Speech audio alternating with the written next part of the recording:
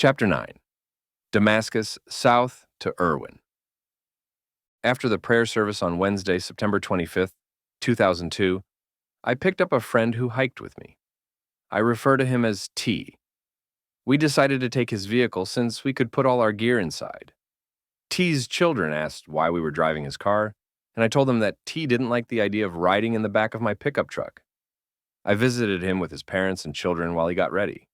He began dragging his feet then, and I knew it would be difficult for us to reach Ms. Janet's in Erwin by 12:30 a.m. It rained to Erwin where we arrived at 2:30 a.m. Janet met us at the door and showed us to our room and beds for the night. T decided to talk for a while and do other things. We were the only men hikers there.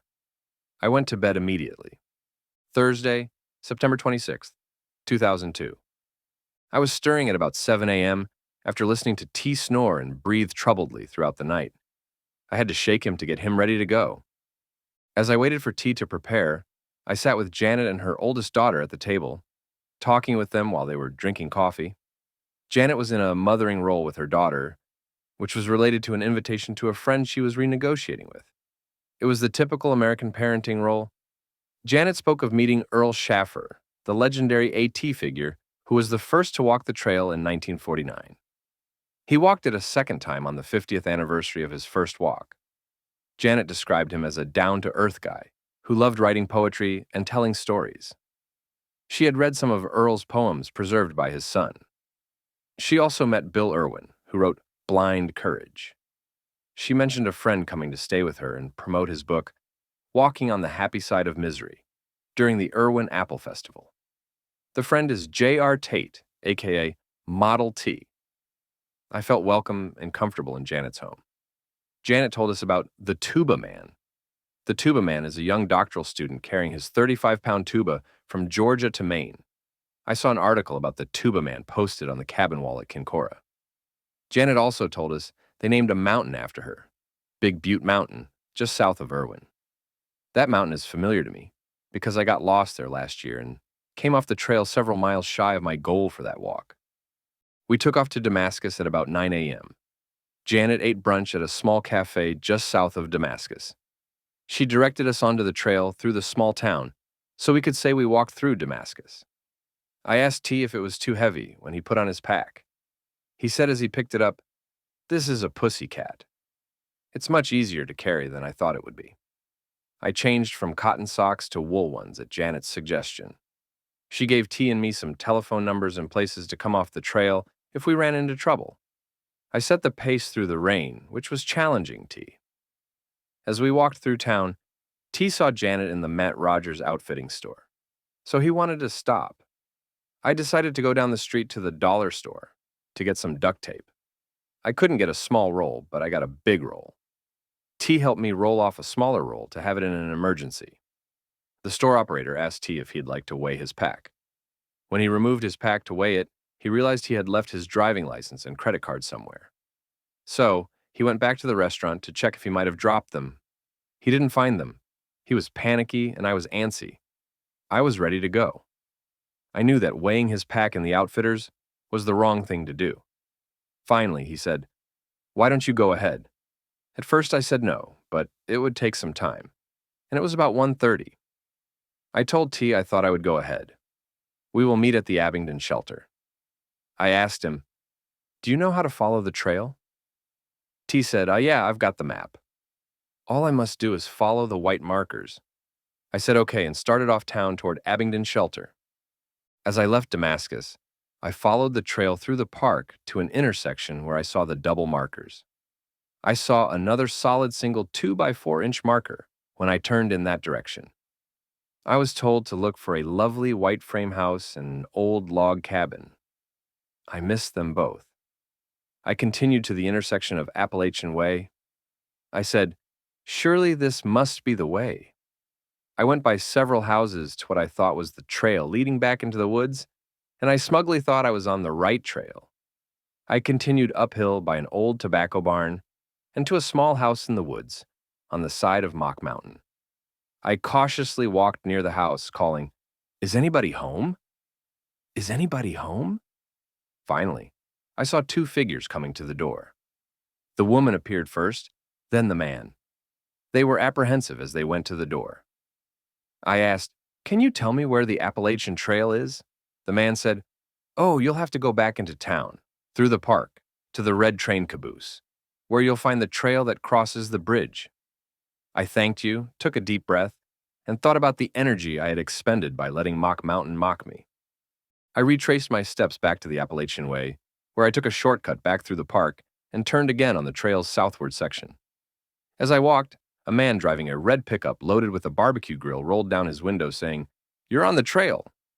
Once again, I came to the double marks at the intersection, but I couldn't find my way to the entrance into the woods. I saw a young kid parked across the way in a pickup truck talking on a telephone. I walked over to him and said, "Excuse me, but could you tell me where the entrance to the Appalachian Trail is?" He said, "Follow this trail back into town to the stop signs."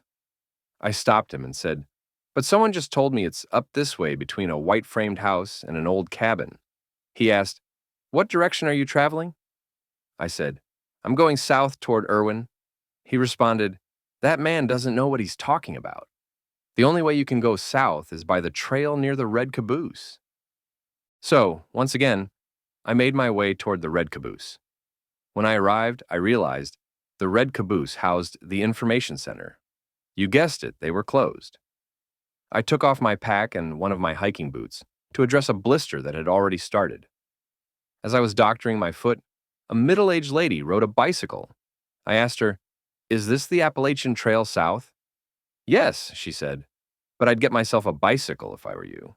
She said, "I'm 46 and have my first bicycle. I can't wait until I'm 50 to get myself a car."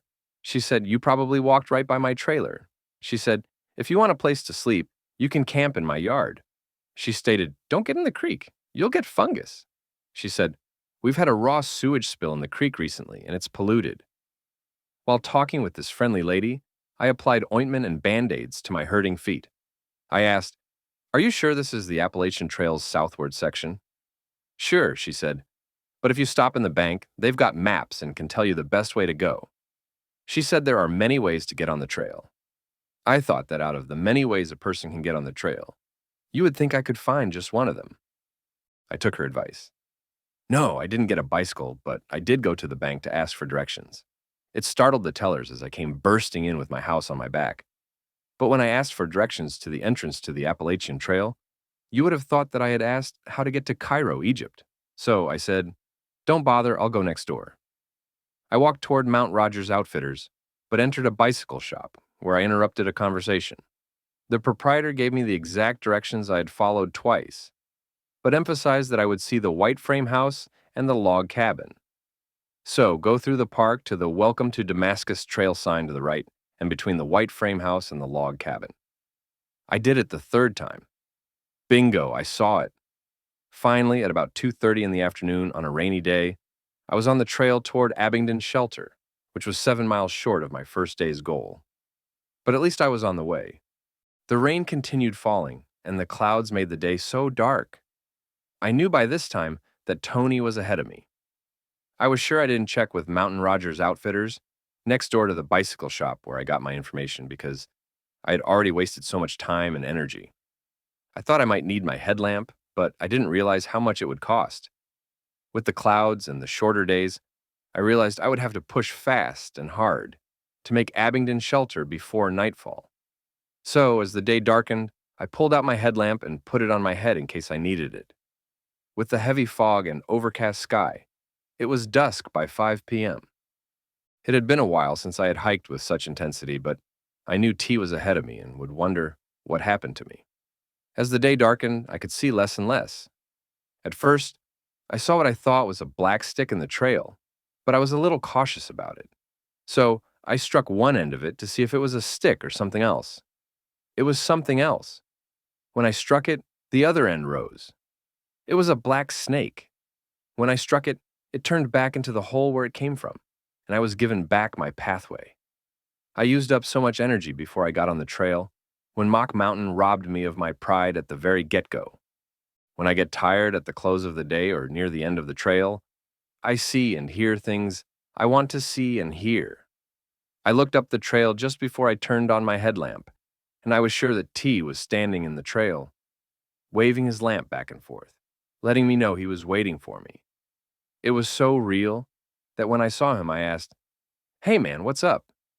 As soon as I said that, I realized it was not T, but bushes blowing in the wind as they shimmered in the dusk. I thought that it was Tony. I continued pushing because the rain might soon be heavier. I knew Tony was already at Abingdon Shelter, waiting and wondering why I was not there. Just as I had already seen Tony, I saw the shelter many times before arriving. Finally, at about 8 o'clock, I broke into the open darkness where lights came on in Abingdon Shelter. 4 women had already settled in for the night. One immediately said, "We've got room for another if you'd like us to move over." I declined. This is the first time I've had the opportunity to sleep with 4 women. I asked, "Have you seen my friend Lazarus or T?" He answers to either name. They told me that no one had come through. That answer caused me concern for T's whereabouts. I was so sure that T was ahead of me that I had not made any other plans than to get situated as he was. I got busy putting up my tent so I wouldn't get caught in a downpour should it come. I asked the shelter inhabitants about water. They told me where I would find it, but it was a long way down at the bottom of the hill. I told them I had plenty for tonight and would get some tomorrow. I was glad that I didn't have to cook. I had my meals ready to eat selection. I just reached into my food bag for something. I didn't care what it was. I knew that I needed some fuel to burn on these hills. However, I discovered that each of my MRE selections was always tasty and nutritious. Friday, September 27th, 2002. As the day broke, the rain stopped. It looked like it would be a beautiful day. As my neighbors were packing to leave, I talked with them briefly. I learned they were out for a week walking to Damascus, and 5 miles beyond, on a section they had never walked. Today's trip included camping outside Damascus, Slack, and packing the next 5 miles tomorrow. Then, it would be back home and work for these adventurous middle-aged women. I asked them to raise Lazarus from sleep if they saw him along the trail. I learned several days later that he got the message that I sent. I walked to the bottom of the hill for water. It was a long trip down a steep hill to get water, but at least there was water. I slowly broke camp, reorganized my gear, ate breakfast, and waited until 11 o'clock for tea. I walked back toward Damascus briefly, calling his name, but I got no answer. I decided he would catch up with me soon, so I took off. Since my boots got soaked yesterday, I hung them on the back of my pack to dry. When I trusted the security of my shoes to that Velcro strap, I did it reluctantly. Someone said to me, "You can't trust that Velcro." But I hung them out to dry anyway. I've adopted a 2-step check system when I break camp or take off my pack for a rest or food break. When I get ready to move, I check around once for myself and once for Willing. That's my double check system. I do that because I know that if she were there, she would check behind me. Often, she has saved my hide by doing so. But my missing boot fell off as I traveled. I got no warning because I found it in the middle of the trail where I was walking.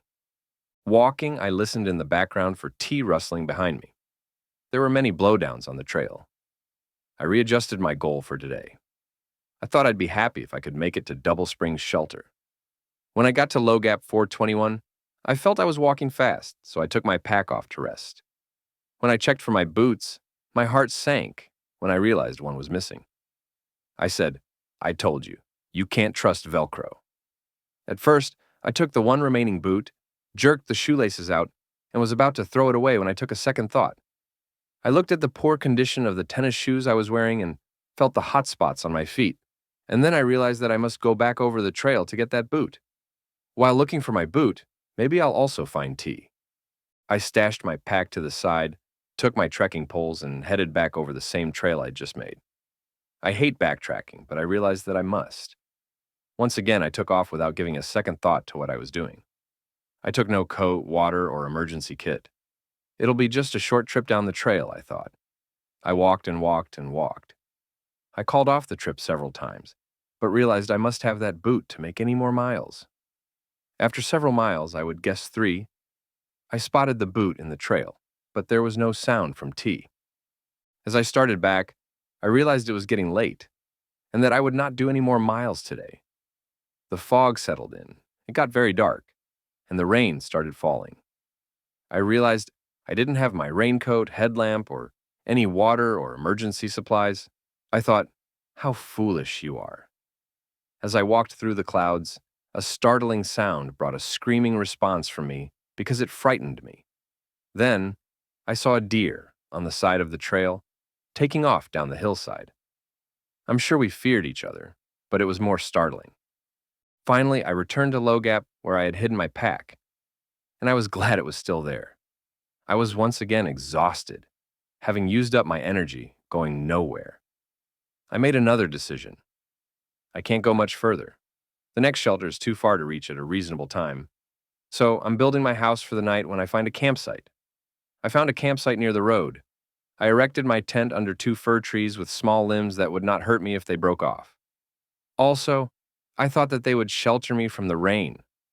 I had enough time before darkness swallowed me so that I could do some housekeeping chores.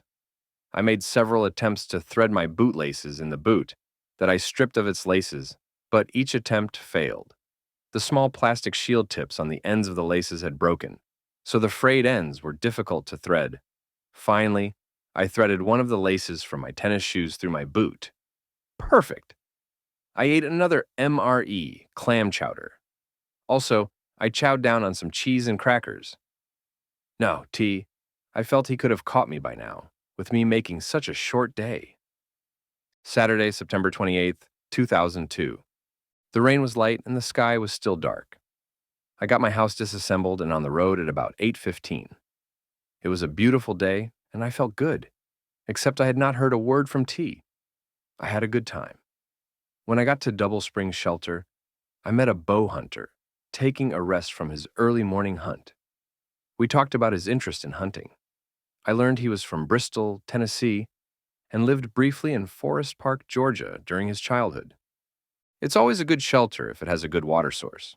A flowing water source was quickly reached, only 20 yards from the shelter.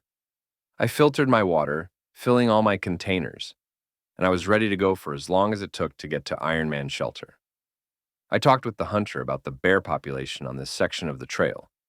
He told me that he had some close encounters, including chasing a mother and her cubs from the carcass of a deer he had killed. He won the battle. As I was minding my business, thinking and surviving the walk with my head down, I suddenly faced a bear approaching me, taking up the entire trail. I immediately called out like we did as boys while herding cattle for Grandpa Wallace. Then, I tapped my sticks together to show that I was not moving. Then I said, "My wife loves me, and her name is Willin." Without hesitation, the bear tucked his tail and ran. There is power in my wife's name and love. Since the trails in this section are not marked frequently or clearly, and I didn't have a map, I was unsure how far it was to the Iron Mountain Shelter. I realized I wasn't traveling the distance I wanted, but I was making a better time since I didn't have to double back to retrieve shoes or other items. At about 4:30, I began looking intently for shelter. Iron Mountain came up on the screen sooner than I had anticipated. There it was in the opening. Someone else was already there. I couldn't decide if the man waiting there was an American Indian or Asian. Hanging from his glasses were beads that reminded me of items I've seen in Cherokee, North Carolina, made and sold by the Indians there. He introduced himself in broken English as Kyoto. He said, "That's my family name. My first name is too complicated."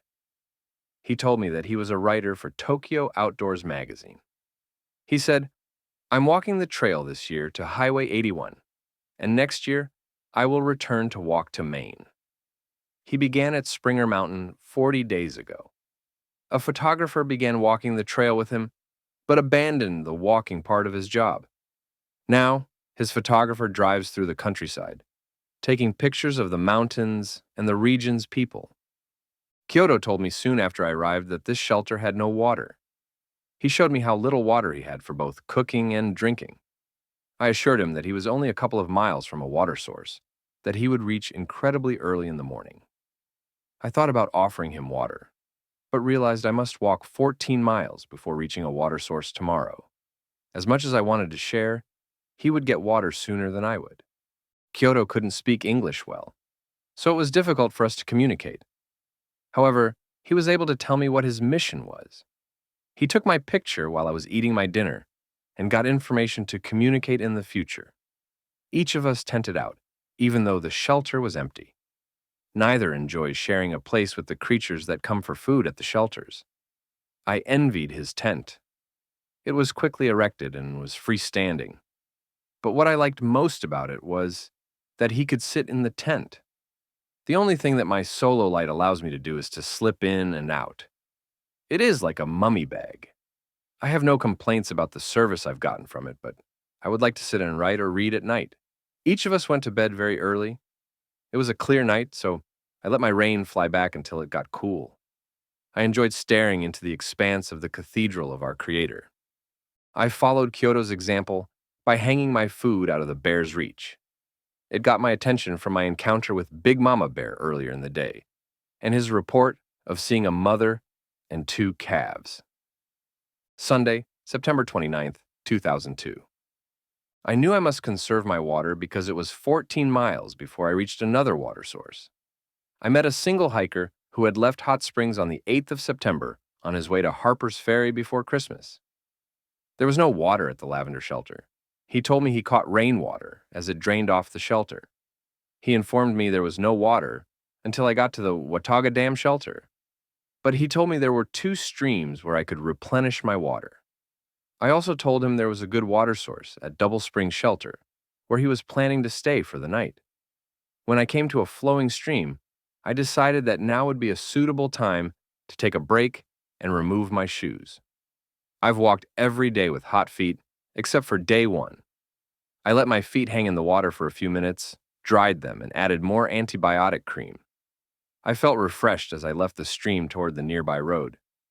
Just beyond the road was my last chance to fill my water. I conserved my water supply because I knew how uncomfortable it was to be without water. Notes read, JW, I got lost at night and fell. To add insult to injury, I believe I'm fine. However, I came off the trail and returned to Ms. Janet's. I will try to catch you later. Keep going, I'm sorry. The second read like the first. JW, I got lost and fell. I came off the trail, hurt center of back, and returned to Ms. Janet's. I will try to catch up with you later at that point. Sorry, and keep going. When I finally exited the Cherokee National Forest section near Watauga Lake, I couldn't find the trail entrance across the road. I flagged several cars, but no one was familiar. One older couple seemed petrified when I flagged them. The lady on the passenger side only let down the window just enough to breathe through. Finally, she said, "We're new to this area, and we don't know." I wondered if she only knew how harmless I was, regardless of how I looked. Finally, a young couple taking a stroll stopped. I asked for help, but they didn't know where the entrance was. Then, he looked just behind me, where a stairway led into the woods, marked with 2x6 white blazes. I'm sure he walked away asking, "Should this guy be out here alone?" I thanked him for his helpfulness. I read about the blacktop road that would carry me across the Watauga Dam. Finally, I reached the dam. As I walked onto the dam, I passed a communications tower. So, I took off my pack and took out my phone. When I powered it up, sure enough, I had telephone coverage. I was glad. I called home. I told Willeen I had been looking for this damn road for an hour. Willeen had just gotten home from the Hapeville First Baptist Church concert. She said it was perfect. She had heard nothing from the Tees family. She said, as far as anyone knows, no one has heard from anyone. After talking with her, I thought I would be at the dam shelter in a few minutes. Hikers often walk across the dam on this section of the trail. I asked several people about the shelter's location. I was running extremely low on water. When I came to a tiny stream, I filtered 1 jar of water, just enough to keep me going until I reached the shelter. For whatever reason, I missed the shelter. I came out into an open park that had beautifully landscaped picnic tables. The most precious prize was the faucet. I turned it on and filled all my vessels to the top without filtering the water. What a luxury. It was getting dark, and I didn't know what to do. So I continued hiking across the road between two beautiful houses on a dead-end street. I got out my headlamp, and eventually, after a search, I found the trail entrance. There was a sign describing shelters, but none were familiar to me. I realized that I wasn't going to find one for tonight. I walked up the trail, where I found a spot on the side of the trail where I pitched my tent. Not where I wanted to spend the night, but I had no choice. In the distance, I heard the dogs still barking at the house near the trail entrance. I stopped to camp for the night a few yards off the trail. I had no choice but to set up my tent at a 45-degree angle. I prayed that it wouldn't rain because it would have washed me off the side of the mountain. I threw all my gear in the tent the best way I could. After I ate from my MRE selection, I decided that I should attempt to call Janet. Surprisingly, I still had coverage as strong as I had when I called Willeen from the Watauga Dam. Janet gave me the details of T's situation, but he had left Erwin. They were swapping phone calls, but as she stated, his messages about his whereabouts were unclear. He told her that he was in Knoxville visiting a nephew, and that, on another occasion, he was staying with a friend. Janet was concerned that he was depressed. However, she said she didn't think his injuries were severe. She repeated, "I don't know what issues he's got to work through." I did not comment because I didn't know either. I suggested places and ways he could get back on the trail, and so did Janet. Every time I got to sleep, I slid toward the bottom of the tent. I felt like an accordion by morning. I must have gotten some sleep because daybreak came quickly. I don't know what time I left, but since I was just a few feet off the trail, it didn't take me long to get back on the journey. Monday, September 30th, 2002. After sleeping like an accordion, I got going relatively early. As soon as I could see, I began getting things together for my walk to Dennis Cove Road and the Kincora Hikers Hostel, owned and operated by Bob and Pat Peoples. As I started walking, I was surprised that the terrain and the grades were not too steep. About mid-morning, I ate and stopped in the middle of the trail for a break. While enjoying my meal, I was startled by a woman who said, "Don't let me frighten you." She was too late. I had already grabbed my chest. Twin middle-aged women were burning up the trail as they slack-packed. I asked them about the next shelter in the hikers' hostel. They referred me to 3 hikers just ahead. She said, "I don't know how to get there, but those fellows stayed there last night." They went on down the trail as I finished my brunch. I met a single hiker about 20 yards beyond 2 other hikers in about 30 minutes. I introduced myself, and he told me he was TL from Bogart, Georgia. I asked who he was hiking with. He responded, "I'm hiking with a couple of retired fellows from Milledgeville. One has walked the entire trail. The other one is a retired Baptist preacher." I asked, "Who is he?" He said, "Dan Hodges." I told him that I'd known Dan for years. I said, "I may not recognize him." TL said, "Eshin, you'll know him." I went over to Dan, leaning against a tree and eating his lunch. I told him, "I knew Paul was on the road to Damascus, but not Dan Hodges." Dan didn't recognize me. I didn't keep him waiting long as I told him who I was, but he still didn't make any connection. The other hiker sitting, leaning against a tree, got relatively quiet. Dan asked, "Can you believe this is another Baptist preacher?" I introduced myself, and he told me he was Bill Harrison. He told me he walked the entire trail, which took him 18 years. I tipped my hat to him and gave him my congratulations.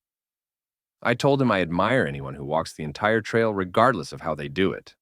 He accepted my congratulations and then proceeded to let me know that he knew how to hike. After a short conversation, I told them I would see them at Kincora, but I knew they would reach it much sooner than I, even though they were traveling away from the inn. Bill let me know that I had a lot of work ahead of me before the day was over. He was right. The thought of showering and sleeping in a soft bed was very motivating. So, I bid them goodbye, and as I did, Bill said, "We've got to teach this man how to hike." He said, "You've got too much weight," I told him. "It's much lighter than when I started, but you're right, it is too heavy." I assured Bill that I was willing to learn. Bill's a crusty older adult who has experience walking the walk. Therefore, I can listen to him talk and learn from him. About 7 more miles through Laurel Falls before I would reach Dennis Cove Road. There was more rock than I had anticipated. I finally reached the falls. The sun was at 4 o'clock. I knew I had plenty of time to get to the hostel. But I didn't realize what a challenging climb it would be, to reach the welcome waiting for me at Kincora. I met several hikers on their way down to the falls. I encountered a couple of barking dogs just ahead of their owners. They assured me that they were safe. I told them I would trust them. I asked about the distance from the falls. The woman assured me that I was very nearby. Her extremely near and mine were not close together. I climbed up many rocks carefully placed by craftsmen interested in hikers. The falls were beautiful, but I didn't have the energy to get any closer than the trail took me. Finally, I got to the top of the rock steps and then took a flat path to the opening at Dennis Cove Road. TL said, "When you reach the road, turn to the left for 2/10 of a mile."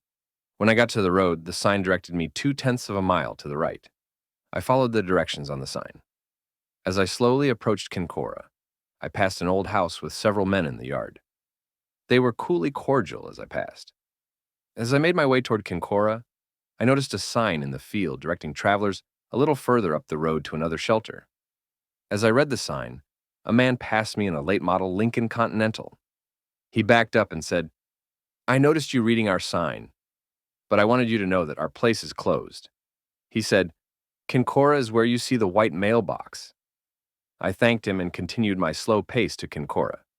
As I turned into the drive, I heard the sounds of barking dogs. When I got nearer, Pat Peoples came out to meet me. I asked, "Is there room for one more?" I told her, "I'm J.W." She said, "Are you the Baptist minister?" I said, "Yes, but how did you know?" She said, "The other guys staying here told me to expect you." She said, "Bob has carried them to Damascus to leave their car." Pat warmly welcomed me and showed me where I would stay for the next 2 nights. I was lucky enough to have a single room with a large bed. It looked like a palace to me. Pat showed me the bathrooms as well as the laundry room. I kept saying, "How nice, how nice." For a hiker who slept in the rain and on the ground for 5 days, a soft bed, a warm shower, and clean clothes are a luxury. As Pat Peoples showed me around, she said there was a lot of food in the refrigerator that other hikers had left. It's free for anyone who wants it. Before I showered, I put the clothes in the washer because I wanted to change into clean clothes. While waiting for the clothes to wash, I found a 32-ounce bottle of soda that I gulped down as I listened to Pat and Bo Wells talk. Bo came in shortly after I did. He finished a 10-month through hike in February and was now walking sections that he enjoyed. He was full of conversation that took the pressure off me to talk. He got busy digging into the food left behind as he cooked himself some eggs and grits for dinner. Soon there was a knock at the door, and the Johnson brothers from Marietta, Ohio came in. Bo met them earlier in the day and invited them to Kincora for a visit. These guys were good old boys from the farm. As we talked, Dan, Bill, and TL, the trio, arrived from taking their car to Damascus. Then, the owner of Kincora, whom I had heard so many good things about, came, Bob Peoples. We all got introduced, and Bob began his kind contribution of welcoming everyone and assisting them in planning their next day's hike. I asked him if I could do the next 20 miles daily. He suggested that I slack pack back to Kincora from 19 East. He said, "I'll be doing trail maintenance tomorrow and I can drop you off at 19 East." I asked him what the terrain was like. He said, "It's hard." He showed me the topography map, telling me it is much more complicated than it looks. I was feeling good that I would get the chance to have a good day traveling. I called home to check with Willing. I also let her know that I will be at Kincora tomorrow night. She could reach me there if there were any messages. We were glad I had a warm, dry place to return to for another night. Then I called Janet to tell her I would be at Kincora on Tuesday night after the 20-mile hike. Also, T could come here tomorrow night so he could make the walk across Hump Mountain into Carver Gap. I suggested that if he wanted to, he could walk across from Carver Gap. Tuesday, October 1st, 2002. As we were getting ready to leave, I asked Bill Harrison if I should take a headlamp since I was making a 20-mile walk. He said yes. So, I returned for my headlamp, knowing there was a good chance it would be after dark when I returned to Kincora. We all loaded into Bob's truck. Bob took Bill, Dan, and TL to Watauga Dam Road, where I had been 2 days ago. We let them out at the very place I crossed, realizing that I had missed the shelter, but was uncertain what I would do for the night. We said our goodbyes. Knowing we would communicate and walk the trail together soon, Bo, Bob, and I continued to 19 East, where I was to begin my longest day on the trail for this trip. When Bob let me out, he told me I could get water at his truck just beyond the Christmas tree farm. He said, "I will leave a gallon of water on the ground near the front door." He said, "When you reach my truck, you'll know you have 14 miles to go." Bo and Bob continued their journey to the section of the trail where other volunteers would join them in rerouting a section of the trail. I walked through pastures that had a mare, a Clydesdale horse, and a mule. The mule got on the trail, and I had to work around him. He didn't want to move, and I didn't know if he could be trusted. When I reached the Christmas tree farm, I thought I was having a good time. Then, I saw Bob's truck. I couldn't believe that I had already done 6 miles. I thought to myself, slow down and enjoy the trip. I didn't realize it then, but this misinformation would be a problem for me later in the day. I replenished my water from the jug that Bob left, ate a snack, and then took off again. Not long after that, I came upon the volunteer crew relocating the trail. A guy was looking out my way, and I thanked him for what they were doing, and he responded, "It'll be better the next time you hike it." I was on my way, having an enjoyable time, I thought. I enjoyed my walk because I thought I had plenty of time to reach my destination before sundown, but I was wrong. I looked for the Johnson brothers from Marietta, Ohio. These people came to the hostel the night I arrived to visit Bo, who invited them up after they set up camp. Finally, I met them on the trail at about 4 p.m. with full packs, breathing hard and sweating profusely. I told them that I had been looking for them all day. I asked them how many miles they had walked. They said about 9. Our goal is to walk 10 miles today. One asked me if there was an old roadbed nearby. I told him there was one about a mile away. My heart sank when I realized that I had walked only 11 miles. It was 4 o'clock, and I had 9 more miles to reach Kincora. I was so glad that I had my headlamp. Calculating my time, I realized I would return to the hostel after 10 o'clock. I'd already used my headlamp more than I had expected on this trip. I kept wondering if it would have enough power to get me home. I waited as late as possible to turn it on, knowing how far I had to walk. As it got near 9 o'clock, I had to search several places to find the trail entrance. I strayed off the trail several times but found my way. As I walked through one portion of the woods, I could see a set of eyes following me, but I could never see what it was well enough to identify it. It looked like a black cat of some kind, but I couldn't be sure. But I kept pointing my light toward it. Later, I became concerned about missing the trail, but followed those white blazes. At about 9:30, I heard a noise in the distance and saw 2 headlamps approaching me. I was relieved when Bob Peoples and Bo told me they were out for a stroll in the night. I was glad they were concerned and came to meet me. I was still on the trail, but was getting more concerned about where I was. According to them, we were 3 miles from the hostel. My feet were hot and aching, but I knew I had to walk the distance. When Bob got to me, he shined his light to see if I had fallen and gotten injured. They were kind enough to make me feel bad that they came for me. I was genuinely glad to see it. If they had not come for me, I would have taken much longer to make the trip. As we walked to his house, Bob Peoples mentioned that he sees 4 things in a hiker who stays on the trail. First, a person must be task-oriented. Secondly, a person must be able to see himself on top of the mountain, a visionary. Thirdly, a person must be logistical. A person must be able to work through problems and get things done. The fourth characteristic is a person who has a love for nature. Bob also said 2 things are only the business of the hiker. 1, what one has in his pack. And 2, why is a person on trial? Bob feels these 2 things are too personal for another person to inquire about. In a conversation with Bob, he told me he is responsible for 127 miles of the trail. It is his responsibility to keep it clean with the help of volunteers. He stated, "Furthermore, I have a stewardship for the trail." That was quite a commitment and statement about his interest in and love for the Appalachian Trail. I must admit that everyone who walks the trail is indebted to those who give their time to see that it is taken care of. As we approached the hostel, I noticed a newcomer sitting on the porch at the picnic table. He had a large, bushy hairstyle that resembled an afro. When I reached the top of the steps, I stumbled, falling, and catching myself with my hands. Bob introduced me to Gypsy Wind, the stranger sitting at the table. When Bob introduced us, he said, "Yes, I think this is the gentleman I spoke to earlier today." I was so brain dead that I didn't recall. My response was, "I don't think so." Later, I remembered seeing Gypsy Wind with the crew that was relocating the trail. After I got settled, Gypsy Wind, Bo, and I talked. I explained to both Bo and Gypsy Wind why I used my initials. Then Gypsy Wind gave me his real name. As he did, he began a strange monologue. He said he invented silly putty and the skateboard as a grammar school student. When his teachers realized what he had done, they injected him with drugs so they could take his patent for these two inventions. Then, he told of connections that he had who were aware of the assassinations of both John F. Kennedy and Martin Luther King. I knew that Gypsy was out in La La Land. It didn't take a trained counselor to realize that he lived in an unreal world.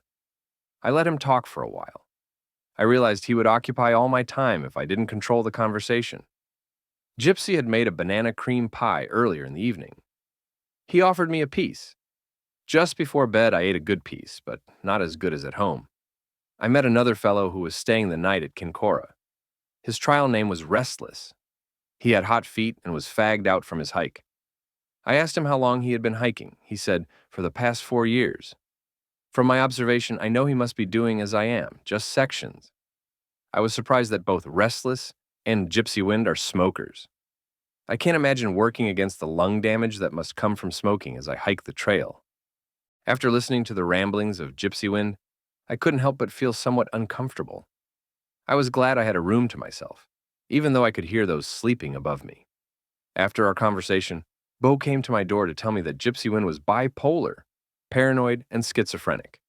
I tried latching it before Bo came to my door, but I failed. Once I got something to drink and eat, I called Willeen. She was already in bed, but not asleep yet. By this time, she had received a call from a family member saying that T was off the trail, but he was concerned that I was okay. She told Betty that he was very upbeat about his learning, etc. I was afraid that I would be the bad guy abandoning him.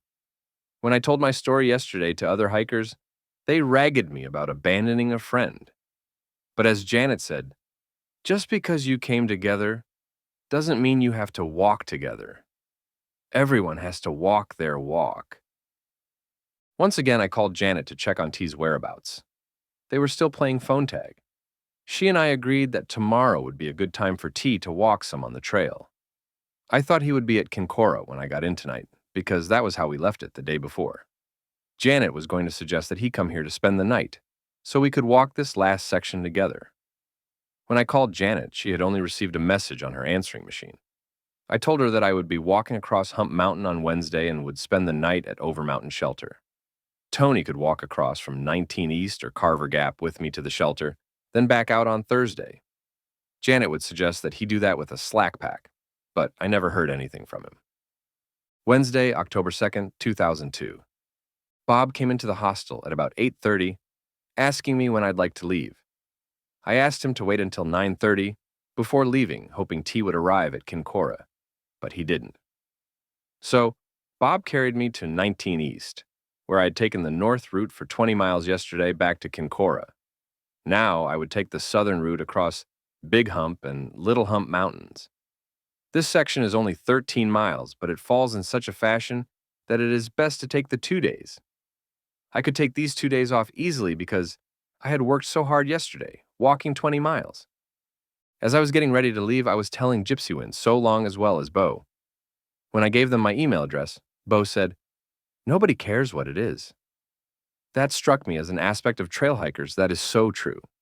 He didn't mean that he didn't care about me as a person, because he took his time and energy last night to come with Bob to see that I was okay. But he meant that who we are in our other world is not essential. You don't impress people on the trail. Everyone hiking the trail is necessary, but no one person is more important than another because of who he is, what they have, or what they have achieved. It awakened me to more introspection, like a chilly water to my ego. As we drove near the trailhead, Bob looked over to the right at Hump Mountains. He said, "By the time you reach it, it'll be clear of the clouds." He pointed to the last mountain and said, "When you reach that one, you'll be 5 miles out." He cautioned me, saying that there's only one place where you might struggle. He said sometimes, near the top, the moss on the rocks will be slippery. Otherwise, you should be fine. When we said our farewells, I again thanked Bob for being concerned for me last night and coming to check on me. He would not accept any praise for what he did. For Bob, it was just the right thing to do, and that was it. Soon after I started the long climb up the trail, a young man with tennis shoes, a t-shirt, blue jeans, and no water walked past me quietly and quickly. It seemed so effortless for him, while I struggled to make every step. He soon was out of sight. After he passed, there was a 12-year-old boy who came bounding down the mountain with youthful energy. As he approached, I spoke to him, and he told me a lot more like him were coming behind him. I soon learned that these 5th and 6th graders were backpacking for a week as a field trip. They told me they were staying at the Apple Barn shelter tonight because they couldn't return to school a day early. They slept at the Over Mountain shelter 2 nights ago and at a campsite last night. These kids were so excited about their trip. The most impressive part was the cowboys driving the longhorn steers across the mountain. With vivid detail and descriptions, they shared the excitement this unusual encounter had made them feel. After hearing their description of these modern-day cowboys, I hoped to see them myself. After leaving these kids, I continued the long, arduous trip up Hump Mountain. Just before going out into the open bald on the mountain, I took a lunch break and rested. Being warm in the sunshine while walking felt so good because I had only 8 miles to walk a day. My destination was the Over Mountain Shelter, known as the Barn. It was a regular barn that had been converted to a shelter that housed 40 campers. It is a favorite shelter for schools and church groups because it houses many. It is also the only shelter in this trail section, which is a private area. Bob Peoples said they only put one at this shelter because it is in North Carolina. North Carolina permits privies. People described the many political issues on the AT. For example, they wouldn't allow 4-sided privies in one section because people live in buildings with 4 sides. After the restful lunch break, I walked out into an expanse I had not seen anywhere else on this trip. I saw the trail entering a pasture filled with longhorn steers, inspiring the school kids. I must admit that it was an unusual sight. Dozens of longhorn steers miles from nowhere, and the trail went right through the middle of these intimidating animals. I could imagine being gored to death by a longhorn steer on the trail. Everyone told me to watch for the bear, not the longhorn steers. I cautiously entered through the gate made for the hikers' easy access. Could this be a trick? Do the owners want fresh meat for these animals to chase? I was careful not to walk too close and not turn my back on them. I was just as relieved when I got past them as I was excited when I first saw them. I could see for miles as I walked through that beautiful open pasture. I saw a deer crossing the pasture in the distance. I watched him for some time as he ran across that wide open space. Soon after exiting the pasture, I saw 3 people walking in the distance. This was the first space on the trail where you could see such a long distance. As they approached, the woman leading the 2 older men said, "You're almost there." I asked, "Almost where?" She said, "On top of Hump Mountain." One of the older men asked me, "Where did you hike from?" I told him Damascus. He asked, "What's going on in Damascus?" I asked, "Is anything ever going on in Damascus?" He said, "Well, there's trail days." He looked at my trekking poles, saying that during trail days, the manufacturer would replace any parts or missing pieces on your poles at no cost. They were soon gone, and I was once again on my own, enjoying the beauty of Hump Mountain.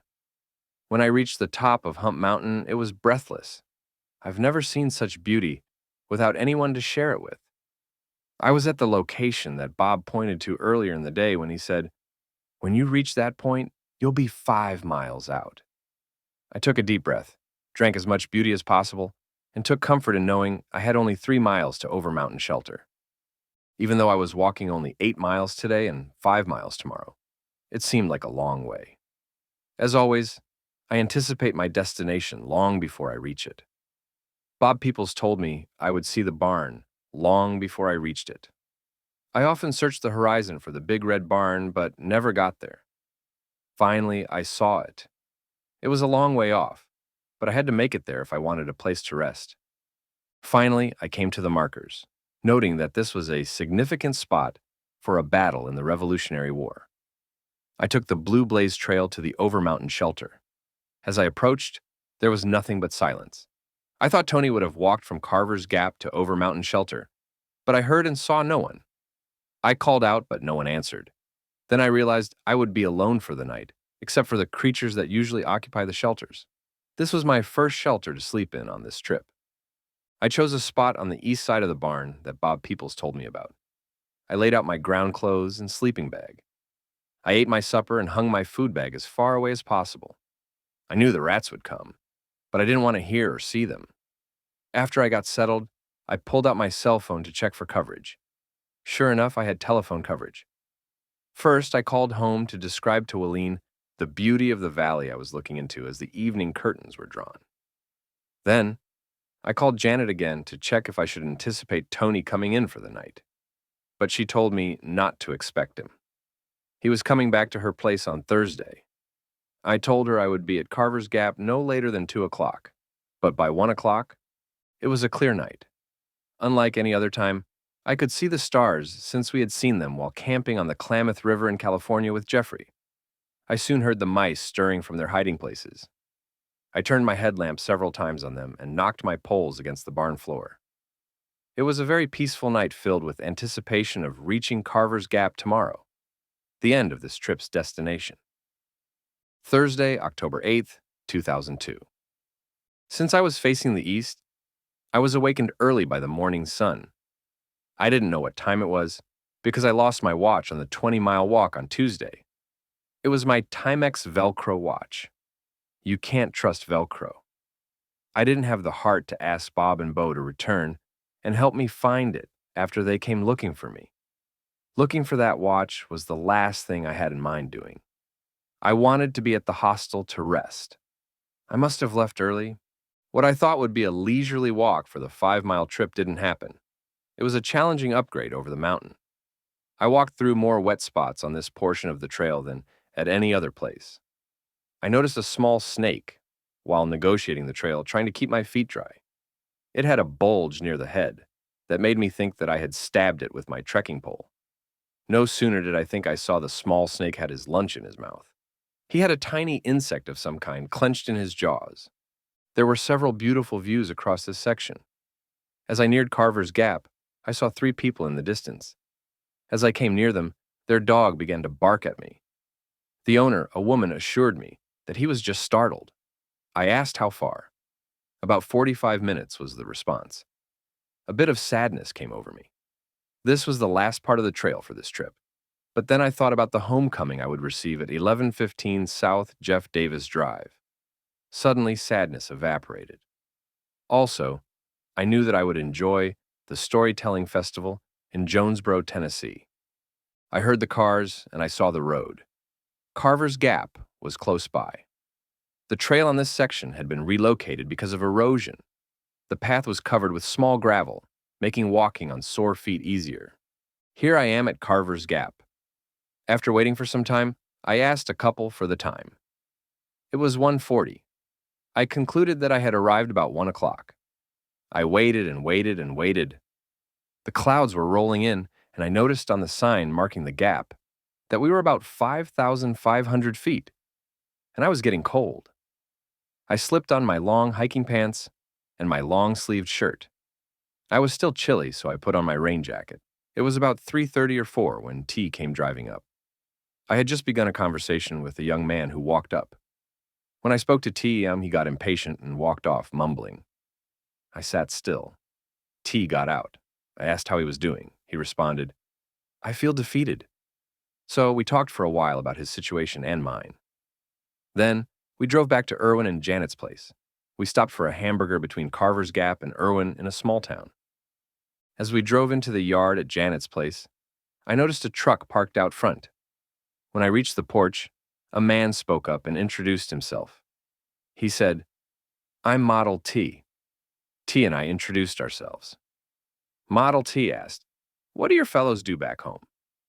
Tony told him what he did, and I told him I was in the fire insurance business. Then I sheepishly told him that I was a minister. Model T said, "My dad was a Methodist minister. He went to Asbury College in Wilmore, Kentucky." I told Model T about the money given by Mr. Beeson to both Asbury College and Samford University. Model T said, "I'm more Baptist than Methodist now, but the Baptists won't have me because I like a beer occasionally." Model T described how much he enjoys hiking. Tears welled up in his eyes as he told me about the pleasure hiking brings him. He told me that he recently took his grandson on a 27-mile portion of the trail. When his grandson got back, he asked about going on another trip. Model T had accomplished his mission of introducing his grandson to the hiking world without souring him. Then I asked him how much of the trail he had walked. He said, "My wife put me out on Springer Mountain in 1990 when a storm was brewing. As I walked off, she said, 'You are crazy.' After he completed this walk, he told his wife, 'If I ever do something this crazy again, have me committed.' He said, 'I came off the trail looking like a prisoner of war. I lost 17 pounds. I walked like a 100-year-old man.' The model told me how his wife carried him to Springer Mountain twice. He has walked the trail 3 times. Then he said, 'I wrote a book about it. The title is Walking on the Happy Side of Misery.' Then it dawned on me. I told Model T, 'Yeah, Janet has already told me about you. I want one of your books. I want you to autograph it for me.' Tony asked for one also. I would say that meeting J.R. Tate was the highlight of this trip for me. When Janet returned to the house, I asked her if she and her daughters would like to go to dinner. She said, 'I bet we could get some takers.' I told her I'd like to go to the famous Erwin burrito, if it was okay with her. A couple started this restaurant after they completed their through hike several years ago. They have since sold it to their cook. Janet says he has continued to be the same quality as when they started. All her girls, Janet, T, Model T, and I, went out to eat. Model T didn't eat with us because he prepared his food in the backyard, using the cook stove that he carried on the trail the 3 times he had walked it.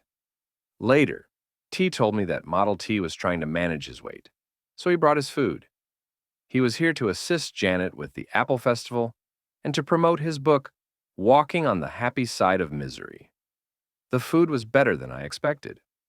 My appetite had grown proportionately to the calories I had been burning. The challenge is to taper off so that I don't continue eating at a level that will cause me to gain weight after I stop walking. I think that's what Model T was confronting.